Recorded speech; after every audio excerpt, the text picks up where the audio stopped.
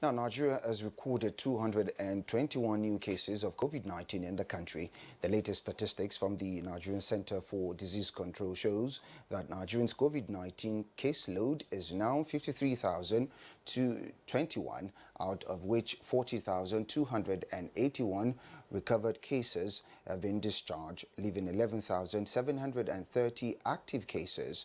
A breakdown of the 221 new cases across 20 states shows that Plateau State has 60 cases, followed by the Federal Capital Territory with 33 and Kaduna with 26 cases. Rivers recorded 18 new cases, Lagos with 17, while Enugu, Kwara and Ondo have 9 cases each. Now, others are Nasarawa with 6, Gombe and Anambra with 5 cases each, while Delta and Abia have 4 new cases. Imo recorded 3 cases, while Edo, Ogun, Oyo and Osun have 2 new cases each, with Bauchi and Kanu with only 1 case each. Now, on the state case chart, Lagos still leads with 18,035 cases, followed by the Federal Capital Territory with 5,079 cases, while Oyo is third with 1,060 cases. Unfortunately, the case chart that shows that 1,010 lives sadly was lost to the pandemic in the country. The All Progressives Congress, APC, is tightening loose hands to ensure victory at the concurrent legislative by-elections in 8 states across the country. To this end, the caretaker and extraordinary National Convention Planning Committee of the party has inaugurated the Screening and Appeal Committee ahead of the elections. The job of selecting credible candidates for those elections begins with you. The National Chairman, His Excellency Honorable Mai Balabuni, and the entire leadership of the party are committed to free and transparent process. Dispensing justice, equity within the party. So this is what they're expecting each and every one of us in the committee. The Cross River section is a place that we really have to focus on to be able to win. And that's the morning news. Good Morning Nigeria continues after this break.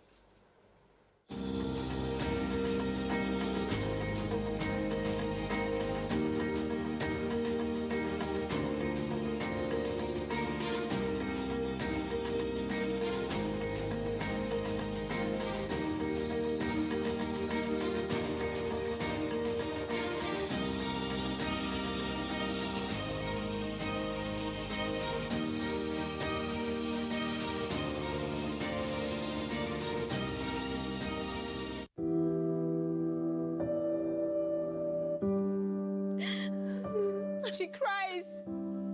She cries in anguish and in pain. She bears the scourge of her grief.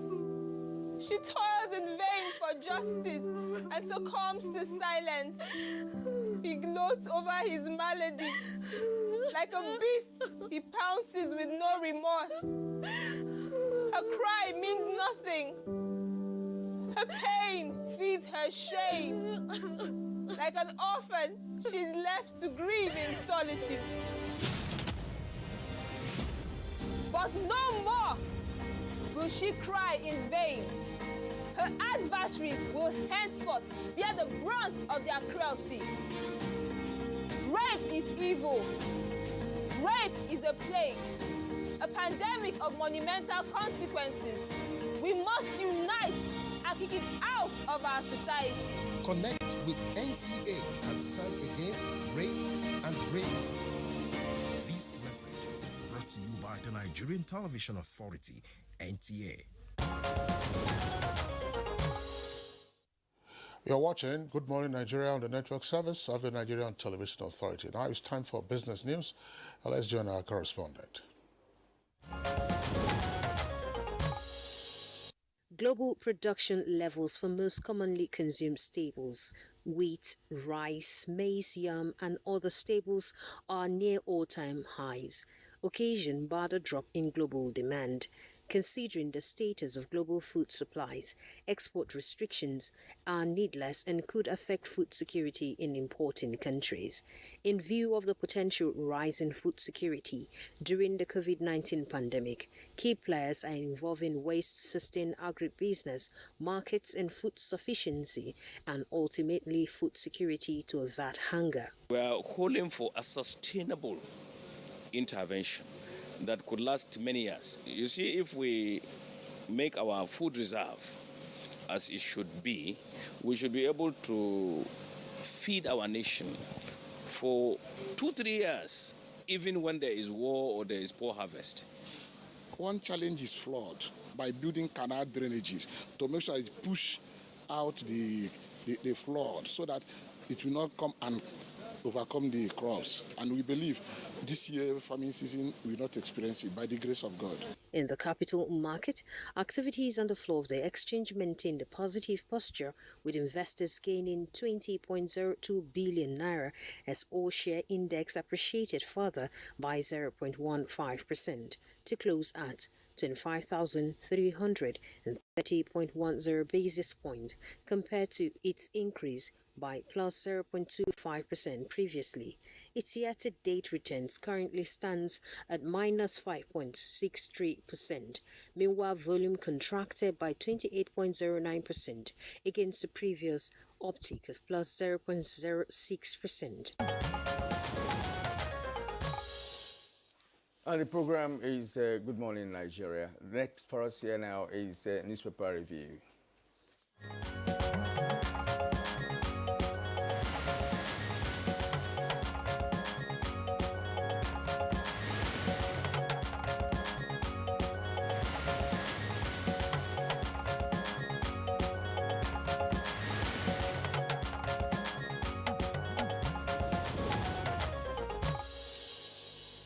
All right, Kira and I will go over the headlines and then have some conversation on one or two of the topics before we take the editorials. Let's take a look at the window page of the Nation newspaper.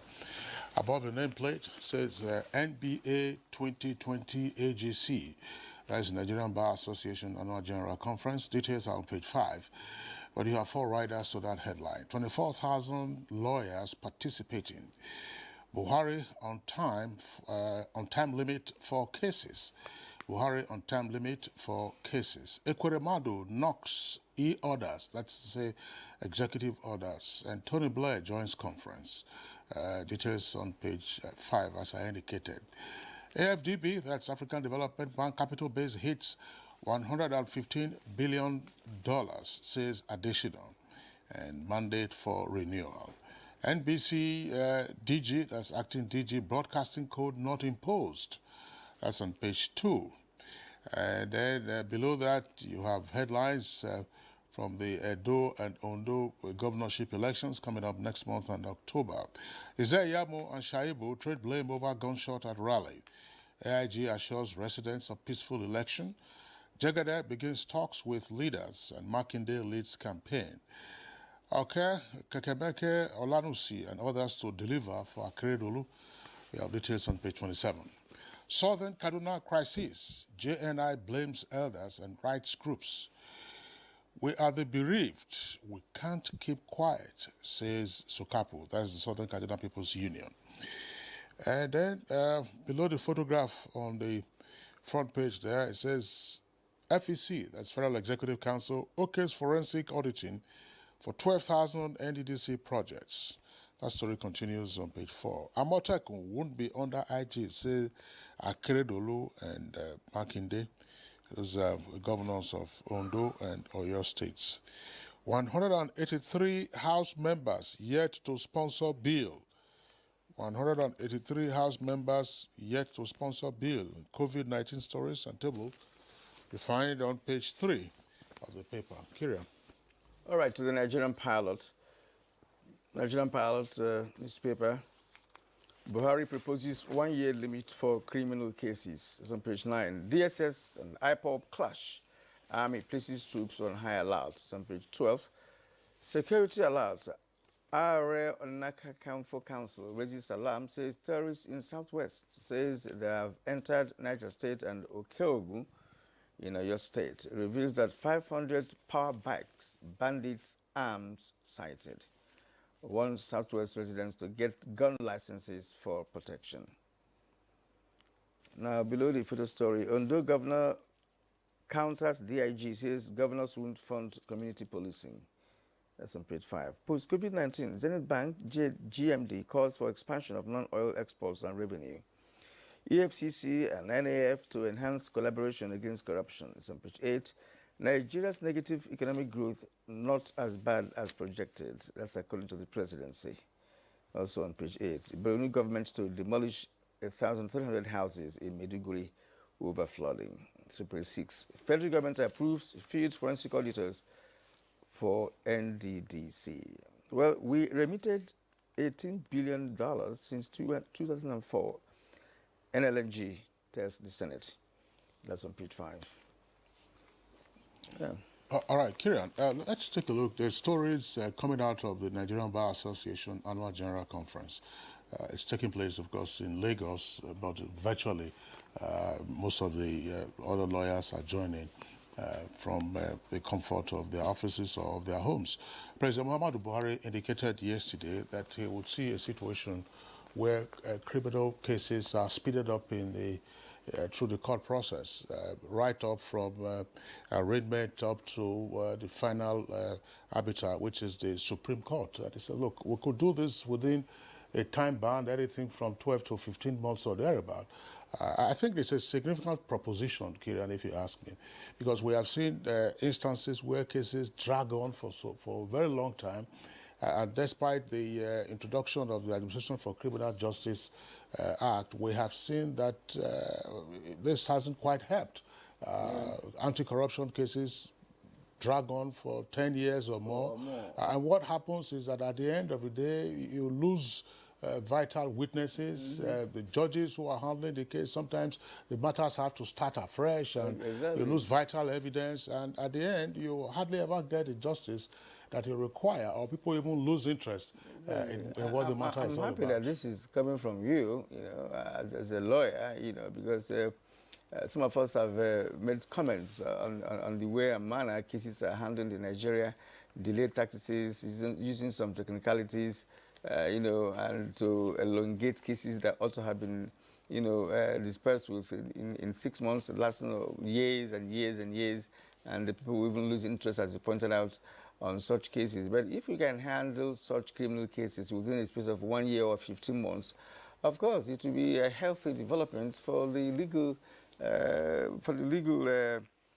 profession, so that even lawyers and judges will have space, to handle many other cases, So by the time a case lasts for 15 years, one wonders, people will even lose interest in the case, and in some cases, the persons being prosecuted will even be set free. So because, people also say that justice delayed is justice denied. Well, Kira, I get your point. I mean, the grounds for setting the person free would be that the prosecution hasn't been able to prove its case beyond all reasonable doubt. That's the key factor there. Well, there are a number of issues that are involved in saying this. You can say, all right, fine, let's see how we can do all of this within 12 months or 15 months or 18 months reasonably. We had an example. This was under the military. In 1986, there was a requirement in the Armed Robbery Tribunal's decree at the time that trials of arrested armed robbers should be concluded within 1 week. And indeed, I covered one of such trials in 1986. It involved, everybody remembers him in 1986 after he was arrested in December of 1986. And it was within 1 week for his first set of trial. And that was by Justice Omo Agege at the armed robbery tribunals taking place in Benin at the time. But the second set of trials lasted a little over a week, but there was still justice for the cause. And within 3 or 4 months, the persons who were found guilty were, of course, taken to the stakes, and that was the end of the matter. Yes. So, but as I said, it's quite a number of issues there that the president has raised, and how to deal with this one is very important. in some other jurisdictions, say in the U.S., for instance, where you have the jury system, it tends also to accelerate the pace of the trial. The jury system helps, but here we don't have a jury system. Would you prescribe a jury system for Nigeria? Because you and I, on many occasions, have handled the topics on legal profession on this platform. And we realize that there are, I like to use the word lagunas, in the entire system that requires to be reformed. And we've been talking about law reform, legal reform for over the years. So I wouldn't know the direction of these reforms. I've not really had the impact of such reforms, but it's been on the table for a very long time. Law reform, legal reform, and what have you. Yet we are still, even applying some more obnoxious laws. Laws made, by colonial masters. Are still very effective today. And I wonder the kind of reform we've been talking about over the years. This thing has not been effected, and it's affecting the legal profession. You have a judge that will have more than 200 cases unattended to, and when he retires, and the case will be started all over again, and so on and so forth. So I wonder, and even some judges could be promoted from High Court to Appeal Court, for instance, and whatever case he may have handled at the High Court level, when he's if he didn't pass judgment before he's promoted, that case will start again all over again. So I don't understand. That's what has happened in the so-called exactly. So I don't understand the other way to get around this, Kieran, again, as to say, apart from say you have a jury system, perhaps we may then choose to return to, shall we say, regional appeal or Supreme Courts, so that certain kinds of cases terminate at those regional Supreme Courts, as it were, rather than every case now, if every person has a right of appeal, the case will terminate at the Supreme Court. But if you have regional Supreme Courts that will say, go along with the 6 regions and there are criminal cases that arise from the state level, rather than clogging the National Supreme Court, those cases could then be disposed of at the regional Supreme Courts. The other stories. There's this story. It's a federal government approves field forensic auditors for NDDC.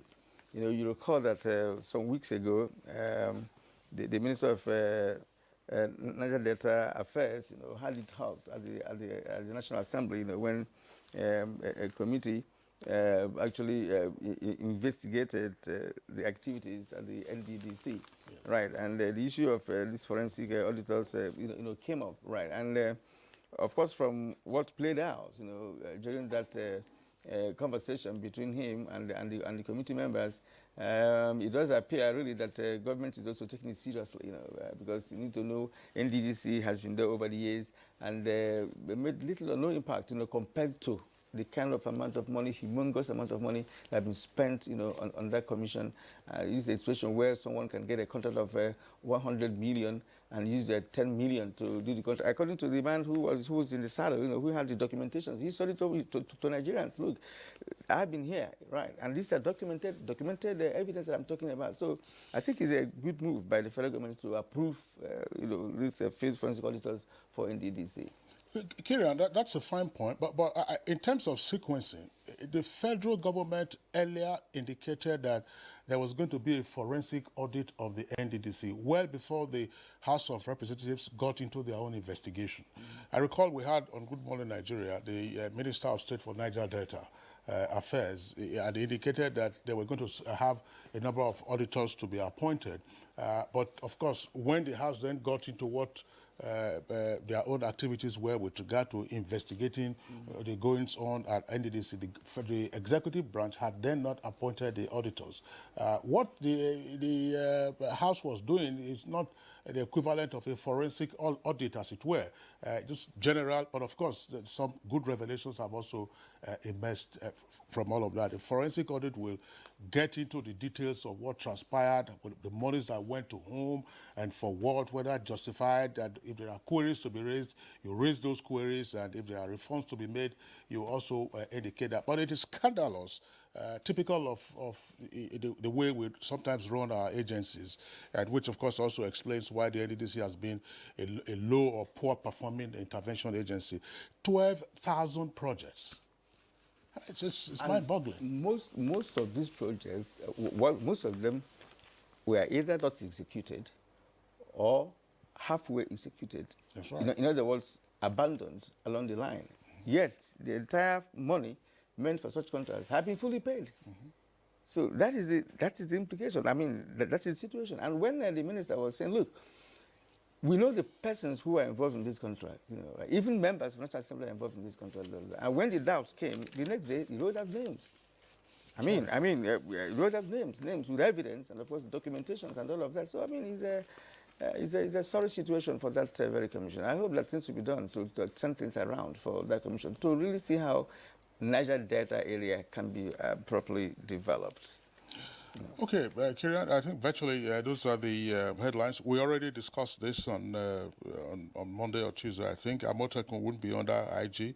This is part of the conflict in terms of the structure and reporting lines of Amotekun, which is the security network being set up in states of the Southwest. We, of course, indicated that they will have to sort it out. That's to say, governors of the Southwest and the executive branch, more particularly the Inspector General of Police. Now, let's take a look at the editorial this morning. It's coming from Daily Trust. It says, Ghana, abide by ECOWAS protocol.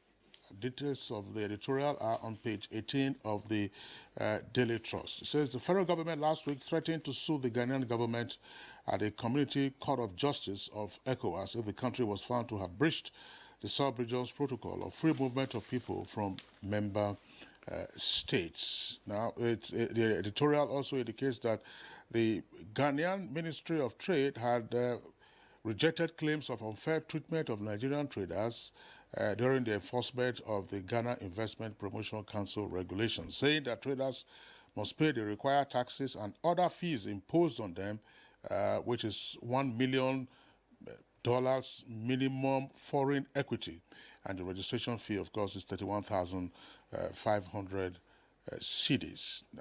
The editorial adds, it is not unlikely that the action of the Ghanaian authorities is a reaction to Nigeria's closure of our land borders with neighboring countries, including Benin and Niger, since August 20th, 2019. Indeed, the measure which was taken to effectively check the smuggling of rice and other commodities into Nigeria, as well as criminal activities, may have prompted Ghana's GIPC policies. I'm not sure it is connected to the closure of border, because Ghana, that behavior against Nigeria has been there since 2007, and we didn't close our borders in 2007. So I wonder why the editorial is linking that up. It is just an attitude against Nigeria. We have discussed it a number of times, and again and again, many African countries have done this in the past. Kinsley, I mean, if you have any person living outside Nigeria, perhaps living in any African country, will tell you molestation, assault, insult of all sorts. I mean, you cannot believe it. You walk on the street and somebody will come and give you a slap just because you're a Nigerian. It happens. So it's not a question of closure of border. And again, the issue of going to court, ECOWAS court, I'm not sure that, that's a step to take anyway. But the important thing is this. For me, tit for tat. I mean, if you are aggressive to my country, I will do the same. Because these things, if you allow these things to continue, you will not be you will not be proud being a Nigerian, right? When you travel out of the country, people will be looking down on you. People will be talking down on you. I want to see a situation where, look, if you do anything at the diplomatic level, I will react in that same direction, so that you know that I'm very stressed about it. So is there a question of it's okay? We had the president of Nigerian Players Association, who spoke here so extensively on what could be done, to stop such things. So I don't know. It depends on our policy. Like you also recall that. The theme of Nigerian foreign policy, is centered on Africa. So I don't know whether the thing is working against us. Because our own focus on foreign policy is on Africa, and Nigeria has done a lot for African nations. A lot of African nations. I wonder why that's so aggressive. I don't know, Kieran. I think the key thing here, in addition to various options that the Nigerian government may be considering, the time has come for a more strategic review of the whole idea of ECOWAS itself and what Nigeria could do with regard to ECOWAS. When you find irritations like this from time to time, what other diplomatic steps can you take?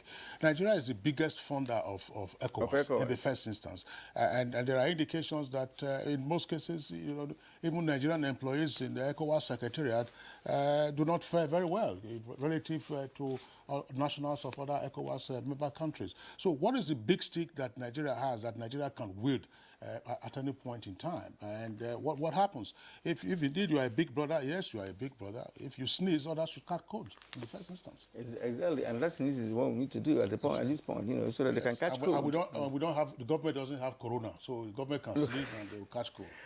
All right.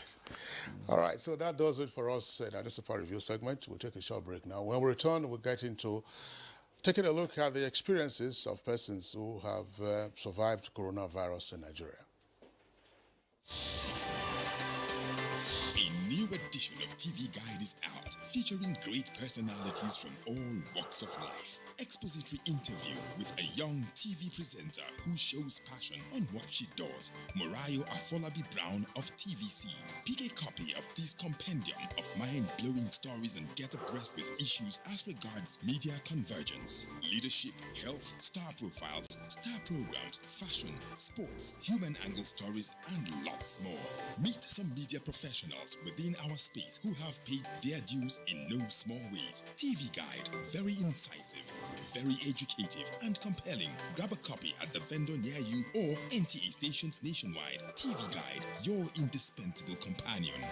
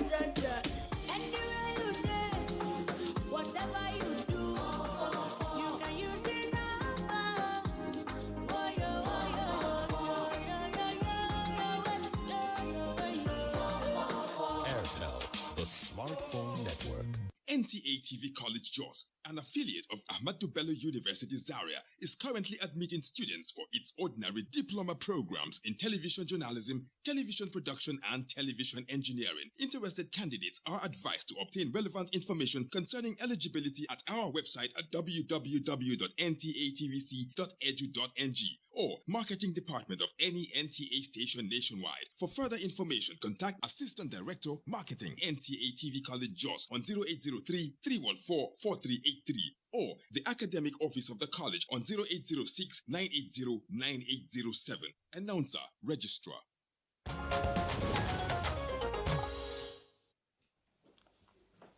Our conversation this morning is the fifth part on COVID-19 and sharing experiences. And to set the tone for the conversation are excerpts from last week's edition as put together by Victor Azu.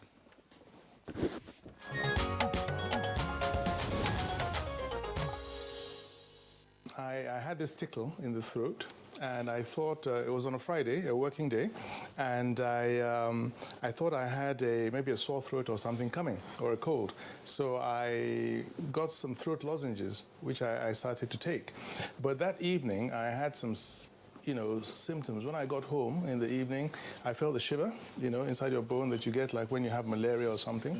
So I took a hot shower, and then I had this thing on the heart. It seemed like I could shake it off, but it didn't quite, come off. And then also I had a sort of slight ache on the legs, So I asked for a test because those were all symptoms that I know are consistent with possible COVID. And that night, I went to bed fairly early, and when I woke up in the morning, I looked at my phone, my message, and the person who had, I saw that one of the people who had tested me had said, please call, because I'd taken 3 tests before, and each time, then the following day, I get a text message to say negative. So on this occasion, I knew I was positive, because that was a different way of communicating the information to me. I called the NCDC number. Somebody picked up, referred me to another number. A lady picked up and said she was going to get back to me. She never did till tomorrow. So what was going through your mind as you were waiting for them to pick up the call and get back to you? A whole lot. You really cannot figure out what exactly was, I was in a dilemma because I wasn't sure what it was. What I was suspecting, we have treated. I'm not getting better. So I was just at a crossroad, waiting for an answer. But while I tried to reach out to NCDC to come and, either book me in for a test or come and collect my sample, and all that will prove abortive. My doctor, personal doctor, had to call some of his friends who were at the front line of the COVID-19 fight. And I think those personnel came from the FCT Public Health Department. They collected my test, my sample. They told me that my result will come out 72 hours from when they collected my sample. But I tell you, for 8 days, I did not hear from NCDC or the FCT Public Health. And I self-isolated, did some research, and self-medicated. I am not trying to defend anybody here. NCDC, the toll-free line, initially they shared a line, about 4 lines or 5 lines, that is made available to the whole nation. So if you are calling, most of the time the lines are engaged. Not that they are not responding, right? Because at the end of the day, we now looked at it. We advised that if those lines are just for the whole Nigeria, then it will not work. So let it be state-specific, right, so that there will be better response. There has been improvement on the response from NCDC side. For us in public health, we have our toll-free lines that we shared. As of today, we built so much in terms of redundancy in the state. And that's why the management of it has been quite great in the state of Lagos. And courtesy again, the fantastic team put together by Mr. Governor Babajide Sanwo-Olu, as headed by the Commissioner of Health, Professor Aki Abayomi, who on a daily basis meet and they give, they offer advice, they review, and of course, they postulate, they look at projections, they look at several things. I've been privy to be part of, their meetings, and I know what they do. It's been very, very impressive. That's on the side of the state, and that's why the state has been able to, reduce what would have been a very alarming or very overwhelming number.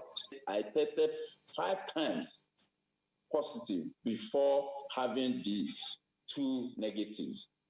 So during that period, it was hell, because initially I was using herbs. I combine herbs, that's unorthodox, with orthodox medicine and what have you.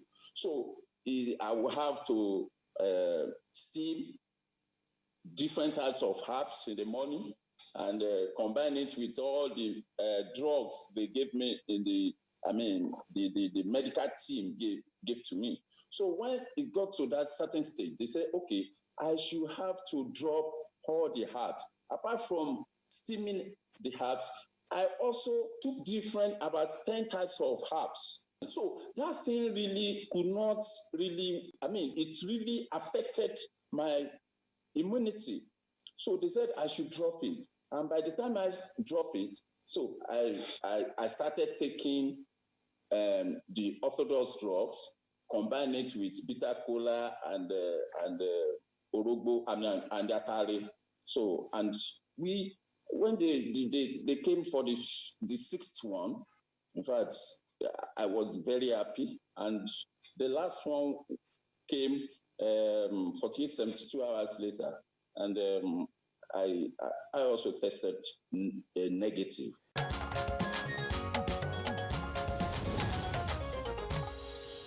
All right, excerpts there from our last conversation with some Nigerians who have had coronavirus and have also triumphed over it. You could see the other guests, including the Minister of Foreign Affairs, were all chuckling as the Honorable Commissioner for Information of your state was narrating what they tried to do to battle the coronavirus to a standstill and defeat it, as it were. Congratulations to all of them. This morning, again, we have two guests, of course, who will be sharing their experiences with us, and then Professor Abdul Salame Nasidi will be providing perspectives on coronavirus and matters arising from how we have handled it, and as well as issues elsewhere around the world. Professor Abdul Salam Nasidi is a regular guest on Good Morning Nigeria, a former Director General of the Nigeria Center for Disease Control and Provost, College of Health Sciences, University of Africa, Bayelsa State. Professor Nasidi, thank you for being with us this morning. It's my pleasure. Okay. Now, also here with us this morning, I would like to welcome Mr. Godwin Omeri Okoro. He's a member of the COVID-19 Response Team, Federal Capital Territory Public Health Department. Mr. Okoro, pleasure to have you with us. Thanks for having me, sir. Okay, I also like to welcome Airboy Friday Andrew, the Medical Laboratory Scientist, FCT, Public Health Department. It's good to have you join us this morning. It's a pleasure. Thank you. Am I right to say that both of you are survivors of coronavirus? Yes. You're survivors? Yes, sir. Oh, great. Great. Well, great. I'm not trying to patronize you, but presumably too, you are young men, because the impression seems to have been created in some quarters that coronavirus doesn't affect young people. I'm not asking you to disclose your age, but tell us what happened to you. The idea of coronavirus not affecting the younger ones is obviously not true, because as a COVID this thing, a responder in FCT, so it was, we've been working since March, since the emergence of the dreadful virus. So it was on that fateful day, we've been going into treatment centers, trying to pick up samples from suspected cases and already people in treatment. So it was on that fateful day, that was on the 28th of May. So that very night, we came back from our normal regular duty, going to pick up samples. We were in our place where they lodged us. So my colleague, we used to have a get-together before maybe going to sleep to discuss how the day's activities were and all that. So it was that very evening, a colleague brought out wine for us to just share up so we could go back to our distance. So when I took the wine, I didn't get any test from the wine. So I told him, brother, why did you bring out wine that have expired and all that? He said, no. When he had the sip and he believed everything was okay, I said, no, I can't get any test from this wine. That means the wine has spoiled or something. He said, no. Maybe, he jokingly, said, maybe, are you sure it's not coronavirus? We now laughed over it. Then, secondly, I think they brought food for me that very night to egusi soup and pounded yam. So, and I took the food and I didn't get any test from, egusi soup is my favorite food, and I didn't get any test from the food. Was there bushmeat in the soup? So I didn't get any test from the food. I was like, oh, I think there's problem somewhere. Then on that second occasion, I didn't disclose it to my friends. I was like, okay, let me see what happens the following morning. The next day, when I woke up and we are heading to some other place to pick up their sample again as well. Then I can remember waking up after taking my bed and applied my perfume. I couldn't perceive my perfume again. And my perfume is a very strong perfume. So whenever I apply it, I should perceive it. So I didn't perceive not even anything at all from it. So I said, okay. That was when I now had to turn to my friend. I said, brother, I think I have COVID. He said, no, I can't be. I shouldn't be. I can't be saying all sort of that I should be positive. I said, no, brother, I've never felt like this before, that I can't perceive anything. I can't test anything. I took Fanta, a whole lot of Fanta. I didn't notice I was taking Fanta as a drink. So then that very day, I still went out with them to go and work. But on that occasion, I insisted, because since I'm a responder, I should do my test alongside with others that very day. So that very day, they took my sample. I was still feeling unwell. I was feeling cold all throughout. Then I was feeling weak as well. So the following day, went out for work again, and I came back. I had a serious diarrhea. Diarrhea, I was purging seriously. Small thing, I could have messed up my clothing and all that. So that was when I knew that I'm in a very serious mess and all that. So after then, I told my people, because we have a Summers device where we could easily check our results and all that. I told my colleagues that I said, I can't do this anymore. I think there's something seriously wrong with me. So I really need a medical attention. They say don't be negative, don't be positive, don't be negative about all that. I say, this is the way I'm feeling. I really need to do something about it. So good enough, we have what we call Summers device. They have already uploaded my results online. So as a responder, I have access to the device as well. So when I said, okay, let me just try my possible best to see if I could see my result up there. So when I entered my page, that was when I saw COVID result positive. Immediately it dawned on me like, wow, seriously, so this could get to me and all that. So the first thing I did was to call my office, my madam in the laboratory. I was like, madam, look at what I was. Okay, and I said, okay, we have the algorithm of how things should flow. We have our incidents manager that is meant to call me to tell me about my result and all that. So not quite long. So our incident manager from FCT Public now called me, said, Okorogodun. I said, sir, where are you? I said, I'm somewhere around public health unit. He said, he was trying to stammer on phone, trying to pass the information to me, not knowing that you already know. Somehow, I have an idea of how I've been feeling and all that. Let me ask you this. You're a responder who is supposed to have access to personal protective equipment, while on the line of duty. I'm just wondering, do you have an idea, where you got exposed, where you may have caught the virus from? Because you work with your colleagues, you also attend to patients, who are already in the isolation center. You also collect samples, from people. So where do you think something went wrong, To be honest with you, one can never be too careful about this virus because, number one, it's a new virus. You don't know how it acts and how it works so far.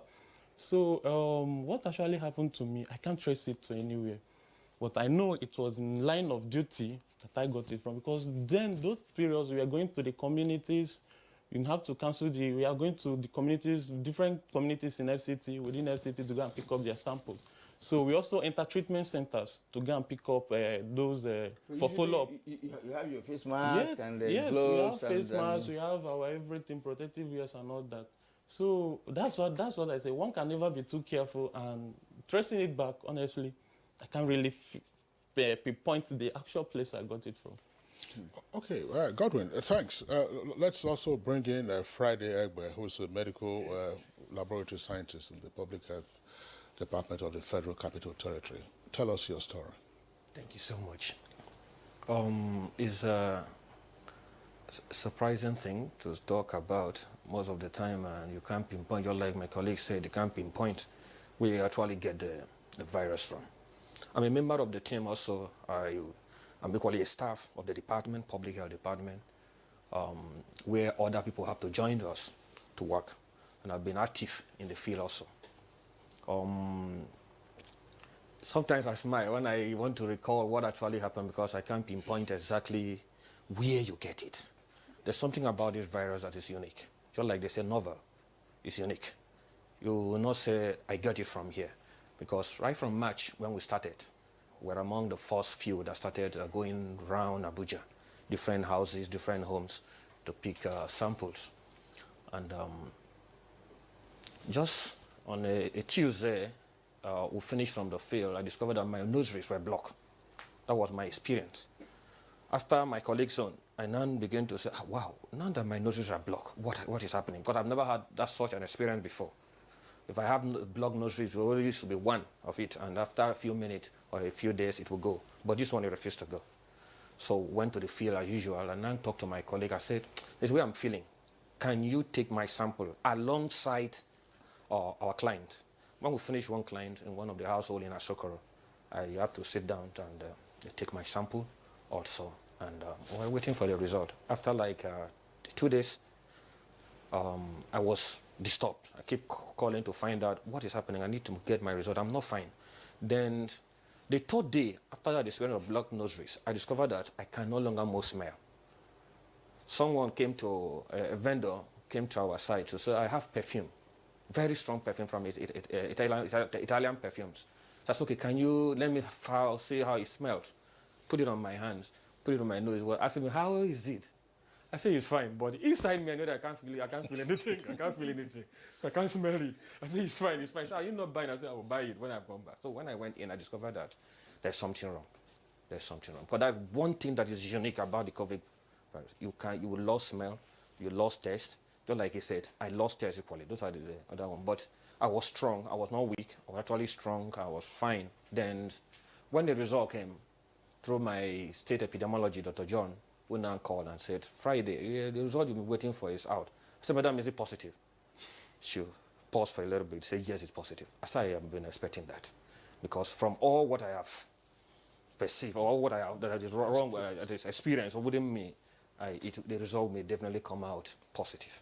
Now, you said you wouldn't be able to pinpoint Yes. where you got it from. Yes. You are a field worker and you've been getting samples from different persons. And I'm sure that along the line, there may be some persons you got samples from that tested positive. Do you think that you may have gotten this in the line of duty, from, do I call it a specimen or something, that you get from people you have been testing out, across FCT? Is it possible? I will not rule that out because one thing I've equally discovered is that the numbers of exposures equally count. Because if you are collecting samples from one person, the exposure rate is minimal.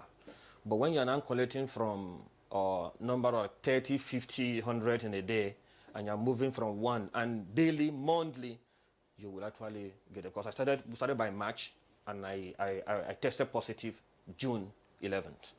So from March to June, discovered that the number of time is much. And that's why I said I cannot rule that out. But in terms of compromising on our PPEs, that's why I said I cannot pinpoint because we are always fully gadget. We have all the apparel with us, so we have all our nose, everything covered. But if I can tell one thing about the virus is new, so you don't know when you will get it as well. Actually, today is 6 months since coronavirus was officially confirmed in Nigeria, February 27th. But I still want to stay with you, gentlemen, before we bring in Professor Nasidi. Was this your first public health outreach in terms of going to collect samples and having to therefore deal with a situation of a novel virus that nobody knew much about? What was your thinking? Was it business as usual, or you thought you were going to a war front? For me, personally, I was thinking I was going to a war front because I'm the kind of person that I have passion for my profession, medical laboratory science. So I knew what I was to gain if I help my country curb up this virus and all that. So it was important to me to help the country, to help them cover. And it was my first time because I was still in service. I was still a core member. I was serving in Maitama District Hospital when they gave me a notice 3 months before my personal parade that, Godwin, we are inviting you for a training. So it was my first experience. It was a very new thing to me. But due to the passion and for my profession, so I just have to roll in, and good enough, we are here today. Well, Ade, still with you. In the course of your training, that's before you graduated, did you have to apprehend the behavior of certain kinds of viruses and what you could meet if you were on the field once you got a job? Oh, it's somehow because trying to apprehend the way some viruses move and all that. For this particular case, it's a very new case, and for a long time, I'm not sure we've had something like Ebola was quite a different virus that you must have a body contact before you have it, or something, fluid contact from one person to another. But this one, like we sitting alone, not maintaining the social distance and all that, it's already enough for somebody by your side to have it. So it was a different kind of virus. It was quite new to me. And so every other person. Yeah, and everybody can also come in here, you know, on this issue of the biological behavior of the virus. I wouldn't know how long you've worked as a lab scientist, but from the question you know, Kingsley posed to your colleague here, do you by any chance, you know, thought about this virus in terms of its behavior and the pervasiveness of the virus in terms of the way, you know, people just call the virus by not keeping a distance from someone who perhaps may have the virus in him? Yeah, no. I would say it is a lot like we said, it's a unique virus, and by learning or by education, where we're taught in classrooms, is quite a different thing from what we are seeing today. Viruses are one unique thing I have seen. By practice, I've been on the bench or in terms of working from the hospital for like 12 years now. So I've never seen this before. No wonder they say it's novel. So behaviorally, it's a new thing we are learning from. So many things will usually come up. There are many things I believe we've not seen about this virus, so we should be prepared more to face them in time. It's unique. I will put it that way. It's unique. I've never seen this. But we also learned that there are some individuals who may get this virus. They will be asymptomatic in the first place. Sure. And who may not need to go to the hospital, who may just use off-the-counter drugs, and it will go. We had that from one of the doctors, you know, doctors at the Gwagwalada Isolation Center, the doctor, the young lady, you know, but that's why she got a little bit more confused about the virus, because she said, look, and some other person will get it, and within days, the person is down, completely down, and if not properly managed, the person loses his or her life. So what can you make of that as a lab scientist? I mean, what can you make of that kind of, differentiation in terms of individuals? Yes, just by genetic makeup, human beings are different. Human beings, God created them in different ways. Human immune systems differs based on your age also, your makeups different. And another thing I discovered about it is that the day you get it different from another person. You may get the virus today, and you've been battling with it, your immune system is handling it. When you now start seeing one or two symptoms, it's more than the incubation period, and your body have already handles it. And at that time, even if you now say, oh, go and take drugs, you're just buying one or two drugs, few days, you are off. But another person that have a weaker immune system, it will manifest immediately. And if it's not handled properly, it may result in a different thing. All right, gentlemen, we're going to have to pause here. There are still a lot of issues to raise with you in terms of your treatment experience and all that. But now let's bring in Professor Abdulsalam Nasidi one more time. Professor Nasidi, what do we know now about the behavior of the coronavirus in terms of the latest medical research and therefore attempts to get on top of it? Well, thank you once again, Kingsley, and my dear brother. Before we talk about the virus, let me seize this opportunity to congratulate Nigerian healthcare workers. I think in many countries where the virus really, affected seriously, like Italy, Spain, we saw how the population of those countries come out to cheer the healthcare workers for risking their lives, for being at the front line and etc. These two young people will have gone. They are young. One great news I got from them is they never got scared. They were afraid. They know they have gotten a dangerous virus, and some of them will have, absconded or say, "Oh, I'm not going to this anymore." I'm sure when they were healed, they went back to work again. And so this is the story of Nigerian healthcare workers. Many of them were not fully kitted, unfortunately, especially in some states, but they stayed behind and worked and really saved lives. And I'm sure Nigerian population should really, acknowledge the great patriotism of Nigerian healthcare workers. So I congratulate you people, and we thank God that you are here with us alive. Thank you. And also all the other young ones that, and all the healthcare workers that have been exposed, and some we lost them. I mean, they are so rest in perfect peace.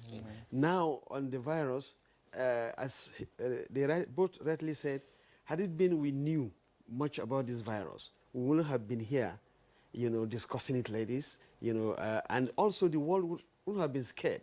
I used to tell people that if the strongest country in the world so far, the most powerful country, is scared of this virus, with all their wherewithal, with medical gadgets, technology, what should you be doing? You should be shivering, because we'll never know, the virus can go either way. And that's what he said, that we're not sure whether the virus will leave us alone or not. Before I talk about the coronavirus, 2, which is COVID-19, there are other coronaviruses that had come and caused epidemics, pandemics, and near pandemics. The first one is the SARS-CoV-1. That one that caused acute respiratory distress syndrome, that SARS, that affected virtually most part of the world, except Africa, sub-Saharan Africa. It started again in Asia, came into Europe, went to Canada, went this in. So Africa was spared. We don't know why. Then God saved us from that pandemic. We didn't have it a lot, and so on and so forth. Then MERS-CoV, one also virus came. It's also a coronavirus. That one was transmitted from animals, from camels, from sheep, etc., and affected many parts of the world, particularly the Middle East. And again, Africa, sub-Sahara was spared. Especially, we were afraid that time. Many Nigerians and many African Muslims were going for pilgrimage and etc. So we thought we shall soon start having the outbreak of MERS-CoV-1, but it never happened. We got some few cases, and that's it.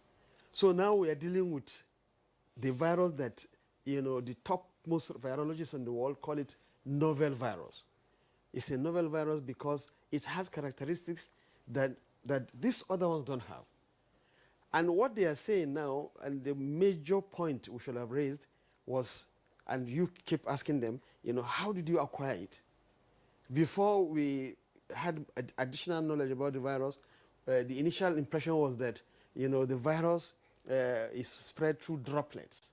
What is a droplet? That, I'm talking now, drops of, salivas and all this are all flying. But if it's a droplet, it's heavy, it falls less than a meter.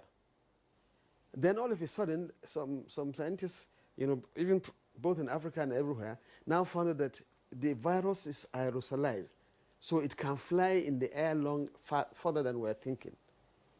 And this is where, the difference is made. Now we are doing social distancing, just 1 meter, 1.5 meters. Now they say even 2-3 meters, you have to be extremely careful. I'm here now when they are talking, to be frank, because of the way they are describing the symptoms, I was afraid. I said, maybe I will get it too. So he said his nostrils was blocked. So I started feeling that my left nostril is also blocked. I'm already, so this is... You've been the vice chairman of the FCT. Absolutely. So I know the work they did, because the young guys, the ones that I saw in Kano, in Bayelsa, and in FCT here, Nigerian healthcare workers did very well. So the virus is strange. Up till now, we don't know the property. In fact, when we come to talk about the virus and the immunity, that's why you will hear what I will say about it. It's not like the other viruses. It's as if it has the property of most of the wicked viruses we have known. It has a bit of, wickedness of HIV, of, Ebola virus, of SARS. So, and then it has a terrible coat that we has spikes. With these spikes. So those spikes is like rockets, weapons used to quickly, get into your system. So it increases the surfaces of the virus to penetrate your body. Those that don't have spikes, they penetrate only through one surface. But this one, with those spikes are there, to actually attach to any part of your body and then create the disease. But one thing you started with is, you said young people don't acquire the virus easily like the decent and so on and so forth. No, everybody can acquire the virus, including now they are finding even younger children. But the difference is that younger people don't get the severe form of the virus, of the disease. So they don't go into severity. Like at my age now, if I catch the virus like they caught, I might not be able to fend off the virus quickly. like them.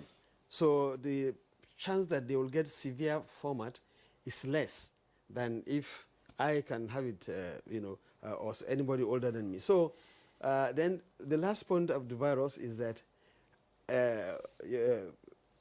my brother here was saying that,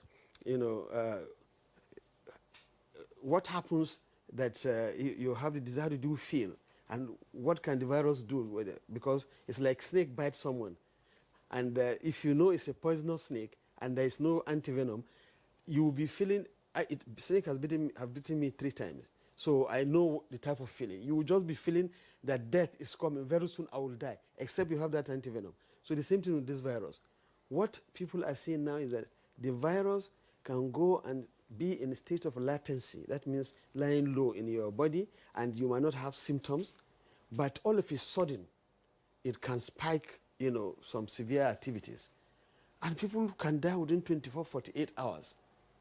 So this is another strange behavior of the virus that, especially if it affects elder person that has these other comorbidities, like diabetes, hypertension, cancer, HIV.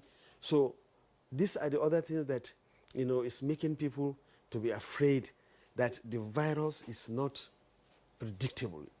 It's a terrible one. It's very, very unpredictable. Now, it is a virus that attacks the upper respiratory system in a human being. And you find that we've had other viruses in the past who are still in the corona family. But this one perhaps have a strain that appears to be strange to the entire medical family globally. Right. And talking about treatment, we've had some treatment protocol that has been in place. Initially, there are some medications that were preferred across the globe.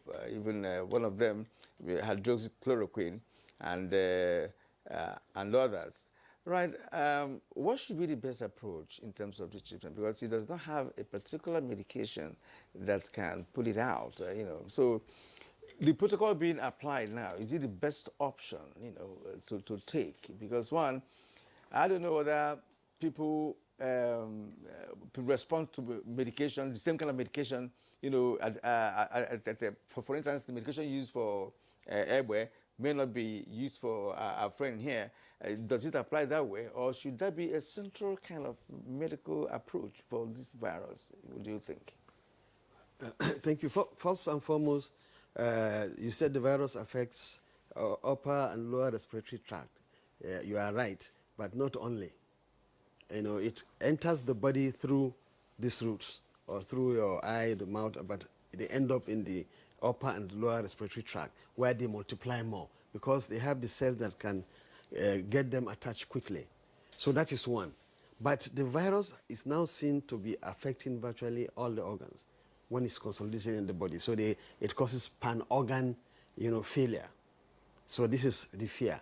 Then on the treatment, because, there's still up to now no specific antiviral drug that can, stop this virus from multiplying your body or from, killing the cells. So there are 3 groups of drugs. It cannot be that, the treatment they give him is different from the treatment they give that against the virus. But the treatment they give him will be different if his own symptoms are mostly diarrhea, are mostly severe headache, and then, maybe difficulty to breathe. If his own is a bit more on heart issues, and then difficulty to also, his nose is blocked, the treatment. So these are the symptomatic treatments, can differ. But the protocol to slow down the virus or to stop it from actually going to severe form must be the same. So there are 3 groups of drugs. One is the drug that will strengthen the human immunity. Okay? So those drugs are, we know the stimulants, the normal stimulants, and so on and so forth. What those drugs will do is to slow down the multiplication of the virus and thereby reduce, its chance of causing severe, type of the disease. Then there are other drugs that actually stop something that the virus does. Because of those spikes I told you, that means the virus, when it enters human body, is like you have thrown in too many antigens, too many bullets into one person. And so the body will react. And when the body reacts, the body has weapons to fight those. In fact, the body mechanism, immunity mechanism is built like the military, like the defense system. So the killer cells will come, this will come. So the body will start fighting with all it has to stop that virus. So they call that cytokine storm. So cytokine storm is that the body is releasing everything it has. Then that cytokine storm can turn against the body again. So you need drugs that will slow down that cytokine, storm. And these are the ones that you are hearing, dexamethasone and so on and so forth, etc. Then you have the drugs that mitigate, the entrance of the virus into the cell. And these are the drugs they found. Some of them they were using to treat HIV/AIDS, like the favipiravir, etc. What they do is they slow down the chance of the virus to either attach or to replicate in the body. So in many countries, that is working. The second part of this is now you are hearing the convalescent plasma, where, okay, those who survive, like now they have survived, we can ask them to be donors of their blood, and then we take their plasma, purify it, and then transfuse anybody who has new infection and is getting to severe form. So that group of favipiravir, this convalescent plasma and other antivirals, like remdesivir, that they are talking about, can actually slow down. Those are semi-specific drugs that can slow down the virus. Then the final group is the hydroxychloroquine and others that you've been hearing, that they say, okay, they modify the cell's sensitivity and others. But the protocol has not been approved globally. There are several doubts about them, and many countries are banning their use. And even though we have what we are hearing worldwide, the executive prescription, where the presidents will say, I'm prescribing, hydroxychloroquine, or some governors in Nigeria were even coming out to say, it has worked with me or with us. I'm directing every doctor in my state to use hydroxychloroquine. That's the executive prescription, and so on and so forth. All this is coming from fear, and so on and so forth. So the protocol by the WHO, endorsed by the NCDC, approved by the Federal Ministry of Health, is perfect. But unfortunately, many of the treatment centers, as you can see, the guy is from Oyo who drank so many herbs and all this thing. People are afraid, including the healthcare workers. They are over-treating the patients. They give too many things that the patient do not actually need, and so on and so forth. And these are things happening around treatment. All right, Professor Nasidi, thank you very much. Once again, we return to Godwin Omeri Okoro. So, the result came out, you were positive. What next? It was something I was expecting due to the way I was feeling already. So after I was being communicated to, then I just asked them that, let me just go take care of myself, at least. So immediately they make up an ambulance for me and all that. So I was taken to Gwagwalada Treatment Center. So along the line, I was scared in a way. Not really scared, because I was like, oh, wow, so finally it's my turn. So all these things I've been doing for others, and some comes out positive, so I used to encourage them and all that. So when I got there, I tell you, there are some psychological properties that comes with you being positive with this virus. What are those psychological feelings? So I would just say maybe at sometimes in my room, because there you just have to be in your own cubicle and all that, so you just be feeling a bit feverish and all that. So even I was there when my colleague came to meet me there too. Well, so, that's Friday, Egbe? Yeah, Friday, Egbe. So, in fact, sometimes... It was a reunion. Yes. In fact, I handed over the baton to him. So, when sometimes we discovered that me, personally, I can't stay longer in the room. So I like going outside to go and stay under the canopy that was placed outside for us. I noticed whenever I stay too much in the room, I start having the feeling that my body is hot. I'm feeling feverish. sometimes I will call the nurses to come and check my temperature. They will come, they will say it's okay and all that. So I discovered it was some psychological properties that has been attached to it. So generally, it wasn't easy to, someone like me, I like always working and all that. So at the third day of my stay in the treatment center, I started having myself back. The diarrhea gone, so many other things. So it was my recovery stage. So I was feeling better. And someone like me, as an agile young man, I don't like staying idle. So I felt I was missing to go back to work at some point. Though I stayed 14 days, complete 14 days in isolation center. So it wasn't easy. What was the treatment like? What were you giving? How did your body react to the treatment you were given? Initially, I was scared because as a young guy, as a young boy, I have a little complication about myself. So I have what they call renal agenesis, left renal agenesis. So I was scared because of talking about the kind of heavy drugs they are going to overload you. Something like the alluvia and all that. So initially I was like, how is my organ going to accept this particular drug? So oftentimes I used to tell the doctor that, please, I want to be checking my EUC, urea creatinine often, like every 2 days. Let me see if there's any deviation from the normal values I used to have and all that. So as God helped me, everything was okay. So my body handled it very well, and I was able to get fine, and I was discharged at the 14th day.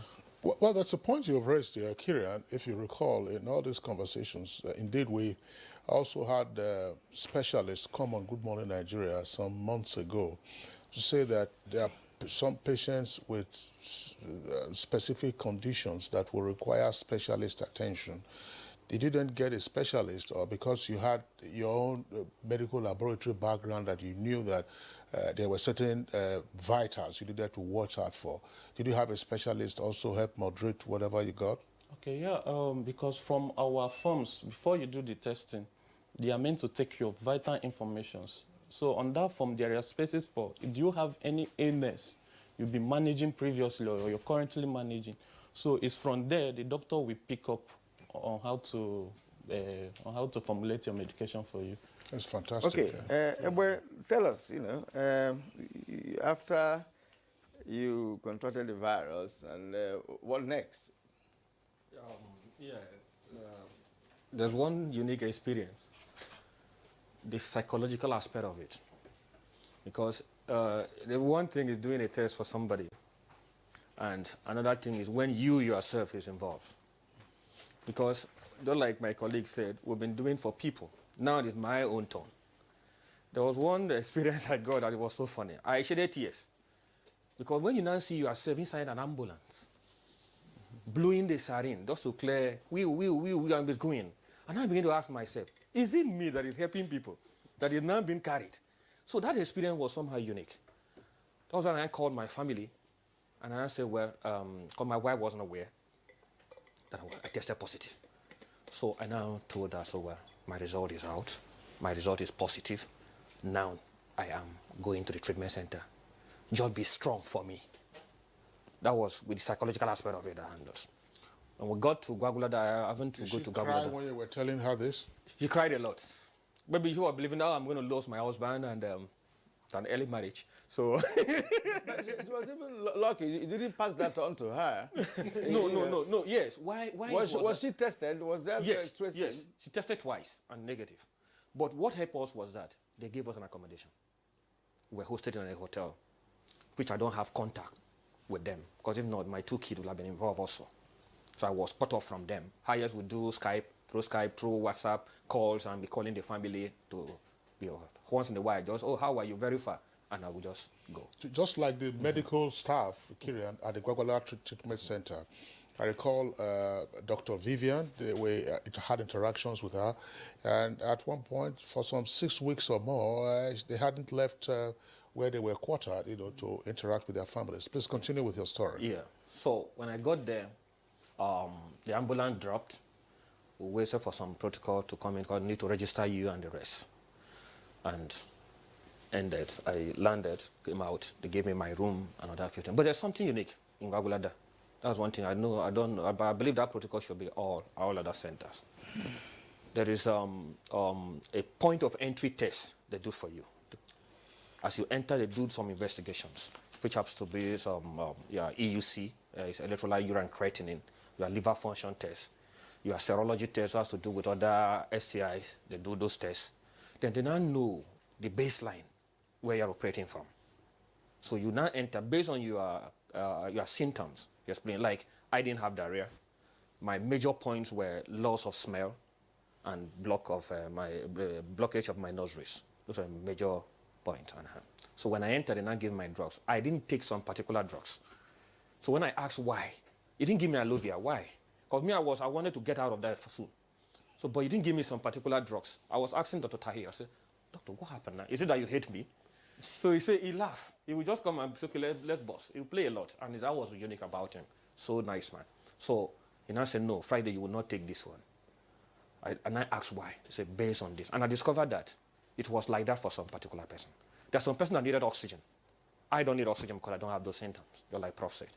So that was how they gave me those drugs. And first day, second day, I started getting myself, my sense of organ returning when it was about the 6th, 7th day. I was asking my colleague, how far? What is happening? When will I get my smell back? By then, on the 6th, 7th, 8th day, the environment was no longer more comfortable for me. It was not smelling. I said, Kai, I can't stay here.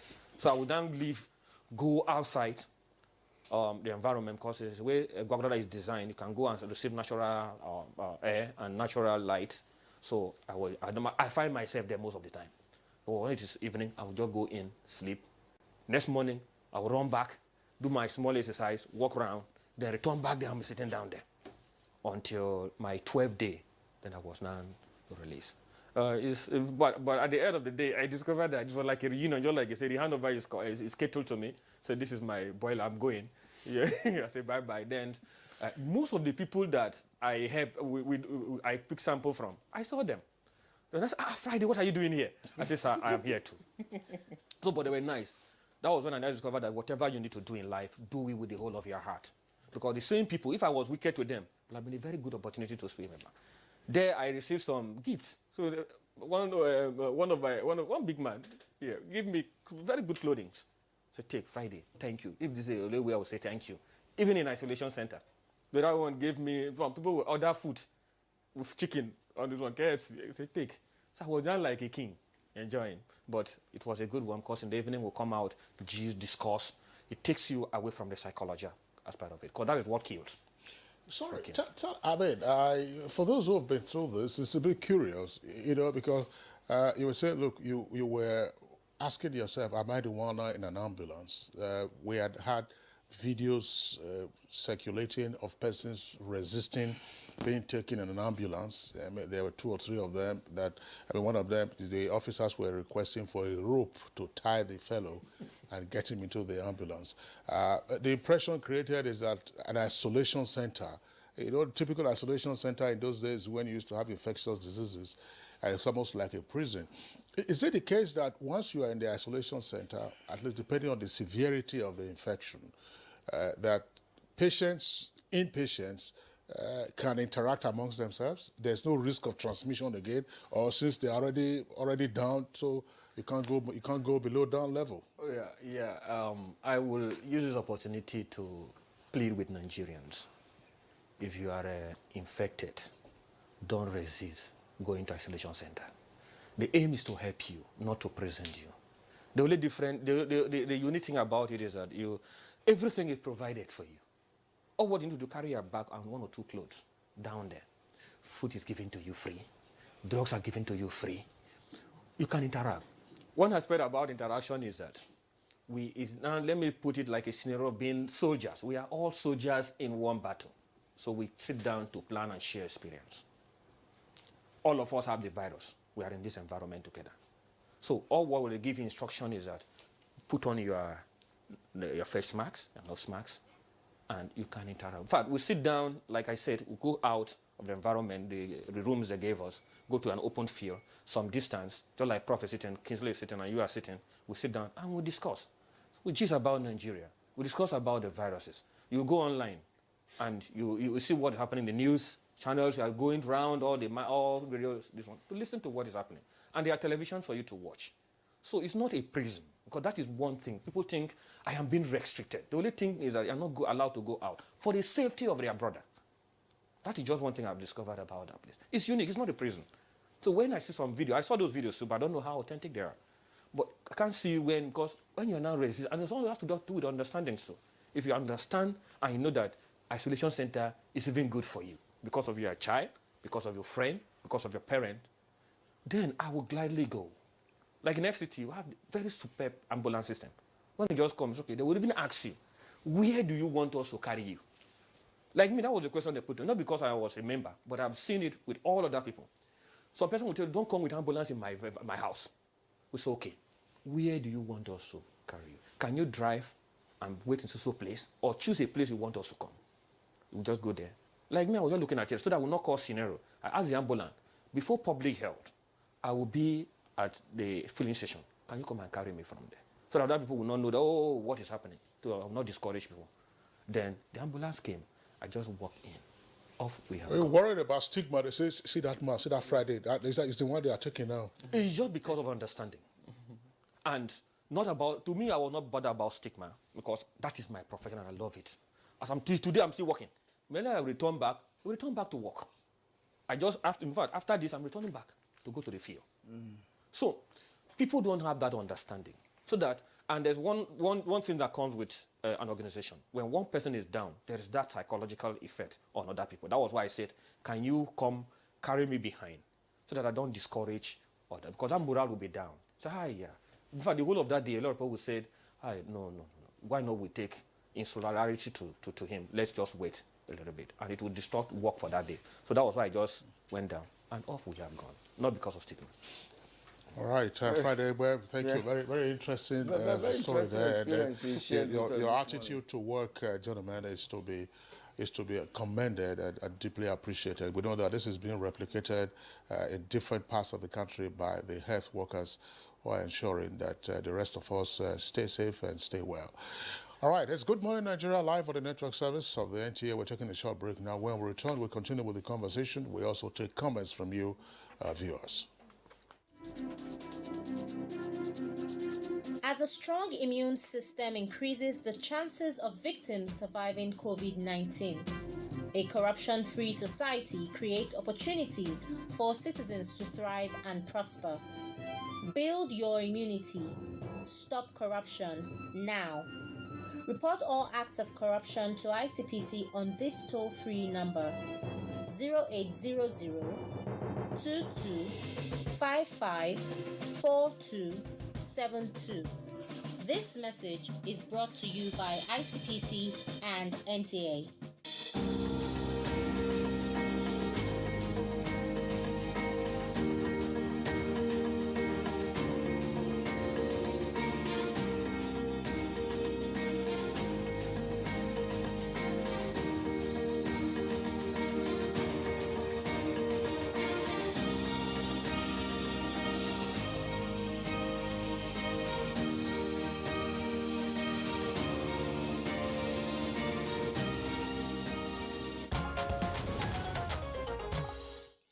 All right, welcome back to Good Morning Nigeria on NTA's network service. Let's listen in now to some of the tweets that have come in from our viewers. Kirian. All right. First off, Akimboye has the first there.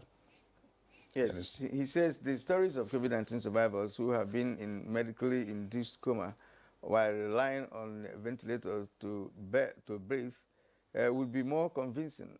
Also, many survivors have damaged lungs and need oxygen to support the damaged lungs. What aftercare services do we have for COVID-19 survivors? Well, I think that the explanation provided by Friday and indeed the other guest, it is not every person that has COVID-19 that needs a respirator. Exactly. It's not every person that has COVID-19 that needs oxygen support. It's a medically induced coma. Yeah, there's nothing like medically induced coma.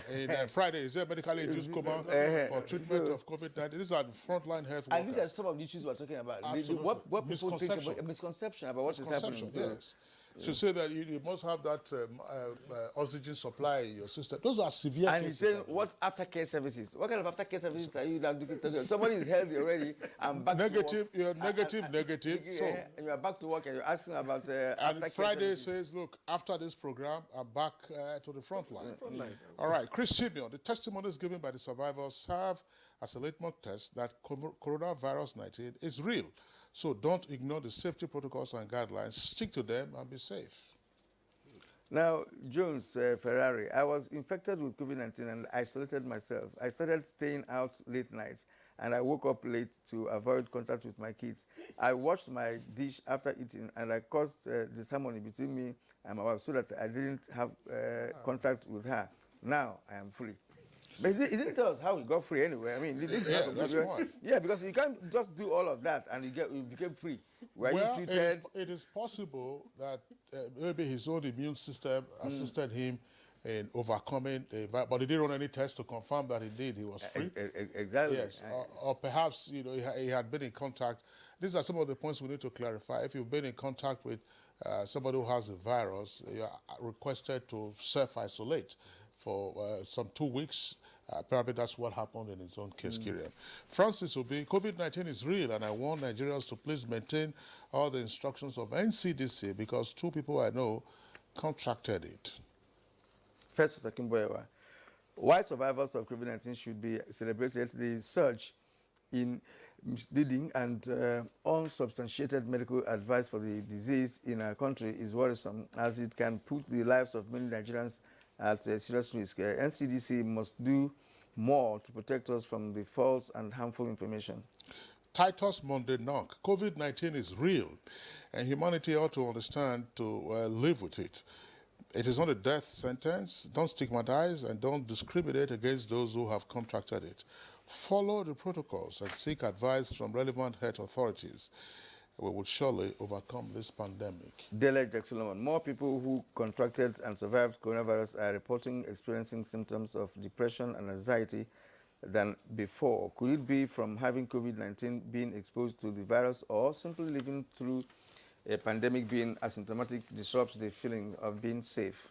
Mike Ayakwa, the new normal, COVID-19 is unfortunate, but affords huge opportunities for Nigerians to exhibit potentials using local content. Now, the experiences shared by survivors of COVID-19 are awesome. Most of the medications we got from Nigeria are not abroad.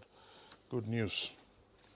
Chris Simeon, we've learned that there's going to be great exodus of Nigerian doctors abroad in search of greener pastures. What has the federal government done to curb the movement of this at this critical time? Chris Simeon, I think we're talking about COVID-19 and survivors. I don't know.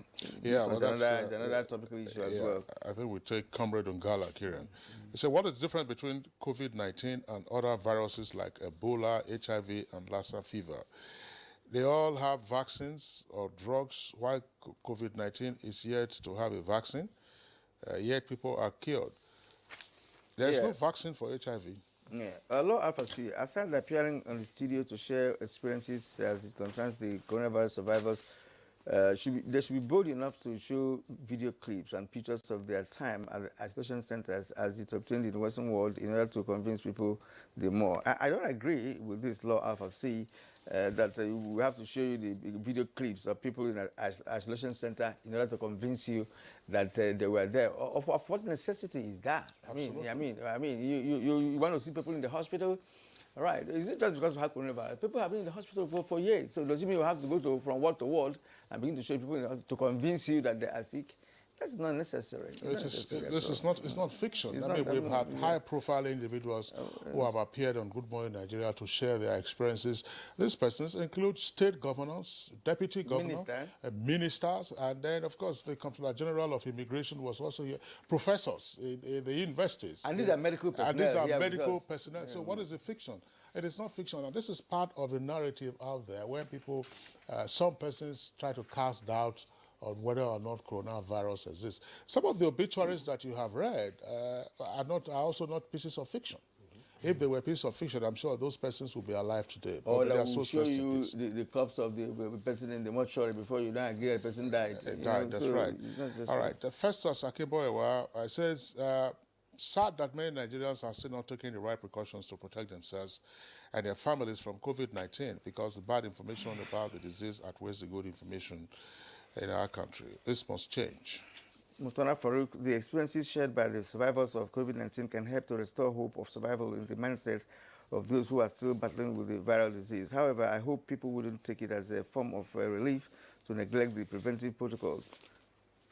All right, this is from Sioya. It says, I think it is better for a health worker to immediately isolate and subject himself to a test when she or she suspects the symptoms of COVID-19. Well, you've been listening to our two guests here talk about their own experiences and what they did. Yeah, let's bring in Prof. Yeah, I was just curious, but following from that last tweet before Prof comes, I was just wondering, did, apart from you two on your team, did any of your other colleagues also get down with the virus?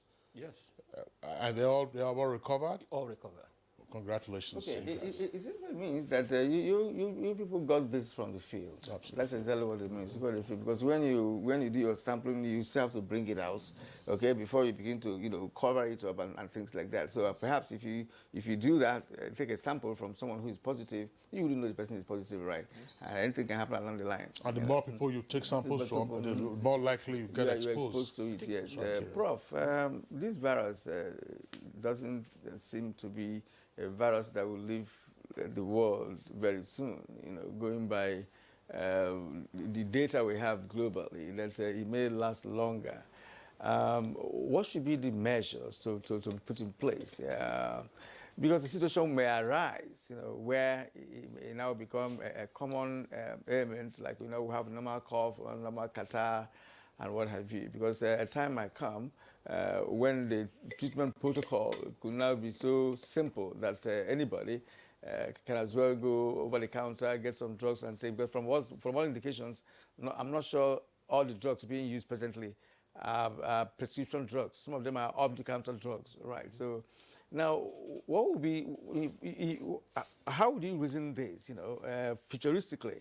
What will happen if this virus persists, perhaps until next year, 2 years after, and what have you? What would be the scenario you would like to paint on how we are going to adjust to begin to live this virus? When we had HIV, of course, people thought the world was coming to an end.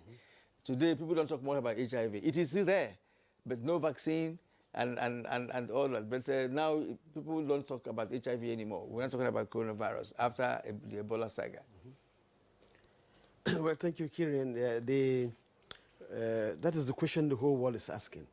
One, how soon? How far? Because it seems as if we couldn't just have the tools that will be effective, rather from preventive or curative aspect, to checkmate this virus.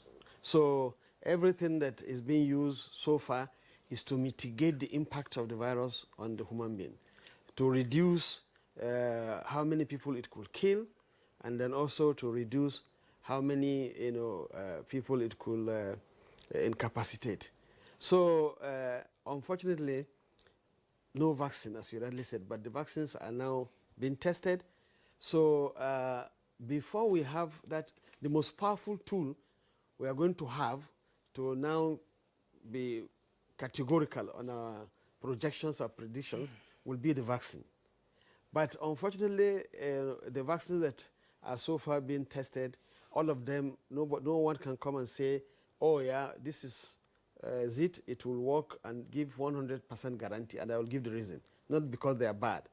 Most of the vaccines are so far on the phase 3 clinical trial, and some have really done very well.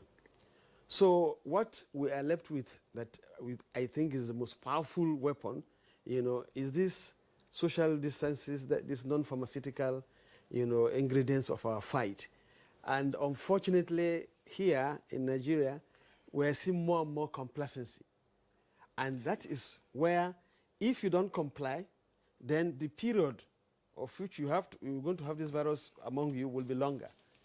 If countries, or take for instance the United States, states that complied and really, followed the decision, like New York, the governor was on top of things and so on. So it hit them hard. They complied. Everybody wore masks. They closed, social distance, and within 2 months, it went down. And they have been trying to keep it down.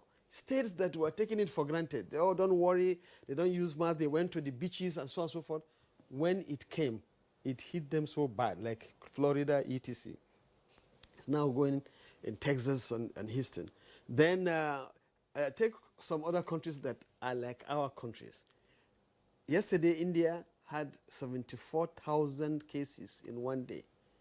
So people are saying, oh, we are not having these cases a lot in Africa because of our weather and whatever, etc. But India and Brazil and also most of their regions there are having tropical weather like ours. So there's no explanation. One thing that we could say categorically, and I can tell you now, is that maybe we don't know the exact, extent of our, infectivity. We don't, because we are not testing much. Take, for instance, in India now, they are testing 300, 400,000 a day. South Africa, when they started testing en masse, number of cases started really appearing. They started seeing what they are doing. So if we now increase our capacity to start testing more, we shall know. So how, as you rightly said, to be futuristic, how do we go to reduce this time, that the virus will be along with us and be harming us? One, we must convince our people and keep emphasizing on this non-pharmaceutical, social distancing, hand washing, etc., people to take it serious, and they should wear their mask. And let me just use an example. When there was World Health Assembly last May, this May, all world leaders were on board, virtual. And, virtually all the presidents, including our president. And, people, there was one last question they asked the Chinese president. You people managed to control this quickly and get it out of Wuhan and the Hubei province and so on and so forth. What will you think is the best method or the tool you used, to get this out? And he just kept quiet and said, wearing mask, this mask, and the contamination of surfaces. If you remember, they contaminated the whole cities, everywhere. Anywhere the virus could lurk and hide, they did that. So if we go back to that, it will be fantastic. The second best one, is if we have this vaccine and it comes and it works, then we can say in the next 1-2 years, we shall overcome this pandemic, and then, everybody will be at ease. Professor Nasidi, there's a point of curiosity for me, and I believe for all others. You referenced it in passing. If you take a look at the infectivity rate in sub-Saharan Africa, it certainly should be curious that elsewhere where you are having exponential figures of persons who are infected and persons who are also dying, you just say to yourself, what's going on? Let's take a look at Nigeria, for instance. Fatalities are just a little above 1,000. May their souls rest in peace. Even if we were to account for the so-called unexplained deaths in Kano and Jigawa, and incidentally, you were part of the presidential special task team that went to Kano. I wouldn't know whether thousands of persons died in Kano. The grave diggers were the ones who were reporting back to say, look, this is what is played out. In South Africa, over 13,000 persons have died already. So what is happening? Is it so-called herd immunity?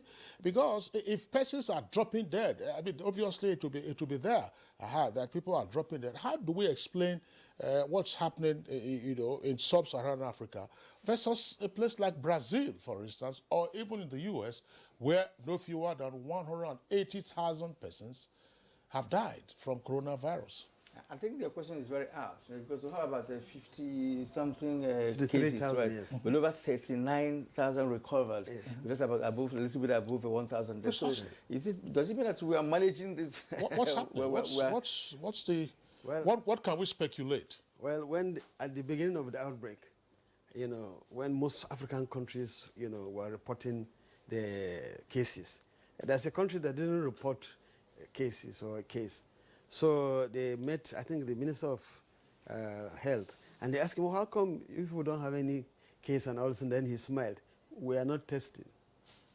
So if you don't test, you don't have a case. So I'm sorry to say, I think if you compare the Nigerian population and the number of tests so far carried out, in the country is very small. Am I right? Yeah. It's comparatively small. You talked of thousands of deaths in South Africa because South Africa were testing massively when they increased their capacity to test. So the more they were testing, the more they were seeing. So in the African continent, it might be the following, very possible. It is very possible that maybe as Africa was spared by the other two coronaviruses, we might be a little bit spared with this. That one, the possibility that our weather or whatever this thing could, slow down the virus even before it enters us. Two, we have younger population. You understand? So if you see the demographic structure of Europe, people above 50 are majority, and so on. So, but in Africa, people below 40 are majority, and of course, death rates among these groups is lower everywhere in the world. Then, the next, what they call it, is this fact that, by the time an African child is 5 years, in this our they shouldn't quote me, situation, he must have come into contact with so many other pathogens, viruses, bacteria, this thing. That's why they say our under-5 survival rate is, very low, because by the time he's 5, if you survive 5 years in Africa, then you can survive many other things. So maybe, our people, our population, must have come to other viruses that have similar or could induce immunity that can protect us from this. So with these three packages, it's very possible to say maybe something is happening in Africa. But because we are not testing yet enough, we're not testing enough, we have not expanded, let's say, 2 million people. So some may argue that, yes, you're not tested, but people are not dying massively out of the disease. No, that's not this thing. You can't say that also. Because, as they said, it is those that they tested that they confirmed that they have COVID that are taken to the treatment centers. Now, in the community, we don't know how many people are really dying from COVID because that have not tested, that are regarded as, just normal than malaria, etc. We don't know yet. Yeah, sorry, Prof. This is still in line with the issues that my colleague and I are raising for you to respond to, so that we can have a better appreciation of this virus. Yeah. Again, let's return to the United States. Yeah. It's been suggested, for instance, that the socio-economic status of minority groups, African Americans or Black Americans, has been Latinos, has been a factor in the higher incidence rate of coronavirus and fatalities amongst those persons. And here we are, it's a developing country, and therefore when you hear a poverty rate, X, Y, Z, you think people are dropping dead on the street. So again, how do we explain it? In the US, 180,000 persons gone, and here, officially, as we do know, 1,000 or so deaths. Even if you were to extrapolate, and say from those thousands, unexplained or unaccounted for deaths, it certainly won't be anywhere near what we are seeing in some other jurisdictions. Yeah, absolutely right. So when it started happening in the US, that you mentioned, that majority of those that are coming down with the disease and dying were actually the Black or the Latinos. And I quickly looked into what was really happening, and I mentioned, when I was interviewed by one of the Al Jazeera or this thing, I said, I don't think it's a racial thing, but it's more of a socio-economic status and so on and so forth. And this was proven later, that, of course, among this group, they have subsistence living, they have to go out and this. Anyway, so it's proven that it is a socio-economic factor that made these minorities to be more exposed, and then that's why they are coming down with the disease and dying, not because they are Black or their skin is thick, etc., and so on and so forth. That was the mistake we almost made with HIV/AIDS. When HIV/AIDS started, let me just give the example, analogy, it's very important. Many Nigerians and Africans were saying, it's not our disease, it's disease of homosexuals, it's the disease of Oyibo people, it won't come. One of the singers sang that our skin is thick, the virus can't penetrate, etc. Then Africa ended up becoming, the most affected continent with HIV/AIDS. So if we don't take chances, We don't know this virus yet, and we are afraid that this is also affecting the thinking of our people. That's why they are not, really adhering to these protocols. We're afraid that if we're not careful and we don't really emphasize this, aspect of our fight to convince our people that this disease is still there, is real, Africa might be the last battleground. And that's what we're afraid of. Yeah, that's a very important point.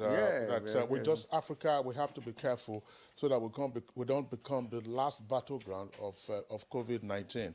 So let's not take chances. Gentlemen, Godwin and Friday, let's get your closing thoughts on this. Now that you are recovered and you are back on your feet and back to your beat, what message do you have for Nigerians? What are your closing thoughts? Okay, my message for the Nigerians is I think we have come to stay with COVID-19. We've come to live with it, and the use of mask and face shield has become our new normal. So it's obvious that some people are still ignorant of the fact that COVID-19 is here in Nigeria. But this is me telling you that we should take charge. We should be able to never let our guards down. We should always keep up, wear your mask, maintain social distance. Whenever you feel as if you've been exposed in one way or the other, always get ready to be tested. We have our different testing centers all over everywhere in FCT. We have even in public health in Maitama District Hospital and so other health facilities. So each time you think you've exposed yourself, always come forward and always believe that COVID-19 is real and it's not a death sentence as well. And for the fact you may contract it and you feel you're asymptomatic, you still have the probability of giving it to another person. And for the fact you think you're young and you're going to survive it, that might not be the same with the person you're going to give it to. So we should always take responsibility. Okay, I think that's much we can take. I wanted Friday, your closing thoughts as well. I will make my own very brief. I want to plead with Nigerians to say, please, COVID is real. I cannot just come from my house. Nobody forced me to be here to say I once have COVID and I survive it. So the misconception about COVID is not real. This politics, you were just forced to go and do that to help the government of Nigeria. It is not true. COVID is real. Please. All right. Thank you. Thank you, Airweb Friday, Andrew, Medical Laboratory Scientist, FCT Public Health Department. Thank you for coming. And Okoro Godwin Omeri, member, COVID-19 Response Team, FCT Public Health Department. Thank you also for coming. The good thing is that you are medical personnel, and our viewers will now appreciate the fact that, look, this is real. And we'd also like to appreciate Professor Abdul Salami Nasiri, former Director General of Nigeria Center for Disease Control and Provost, College of Health Sciences, University of Africa, Bielsa State. Thank you, sir. Thank you very much. For your time and your insight. Now,